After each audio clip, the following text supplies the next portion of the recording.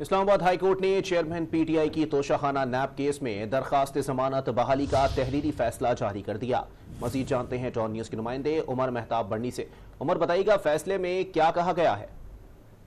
جی دیکھیں، اسلام آباد high court کے چیف جسٹس عامر فاروق اور جسٹس طارق محمود جہانگیری نے چیئرمین پی ٹی آئی کی توشہخانہ نیب کیس میں درخواست ضمانت بحالی کا تحریری حکم نامہ جاری کر دیا ہے۔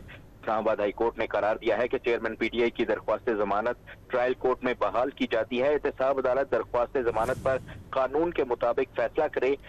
حکم نامے میں مزید کہا گیا ہے کہ ٹرائل کورٹ کے درخواست ضمانت مسترد کرنے کے فیصلے کے خلاف یہ درخواست جو تھی وہ دائر کی گئی تھی۔ تسلیم شدہ ہے کہ نیب نے چیئرمین پی ٹی آئی جو ہیں وہ دانستہ طور پر جو ہے وہ غیر حاضر عدالت سے نہیں رہے، کیونکہ چیئرمین پی ٹی آئی اس وقت جیل میں تھے اور ان کے بس میں نہیں تھا کہ وہ جو ہے اپنے اختیار میں نہیں تھا ان کے کہ وہ عدالت میں پیش ہو سکے، تو اس وجہ سے ان کی جو درخواست ضمانت ہے اس کو بحال کیا جاتا ہے اور جو احتساب عدالت ہے وہ میرٹ پر اس درخواست ضمانت کو سن کر فیصلہ صادر کرے۔ جی بہت شکریہ عمر مہتاب بڑنی اپڈیٹ کرنے کے لیے۔